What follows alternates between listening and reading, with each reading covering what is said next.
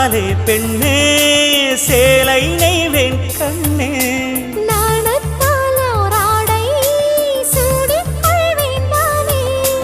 பாயாகும் அடி சொல்லாதே பஞ்சணம் புதையல் ரகசியமே சாய்ந்தாடும் சங்கில் துளி பட்டாலும் முத்தாகிடும் முத்துண்டே செம்பூவே பூவே உன் மேகம் நான் வந்தால் ஒரு வழியுண்டோ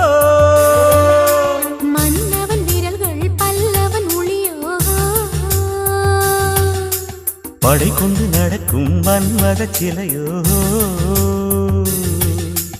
இமைகளும் உதடுகள் ஆகுமோ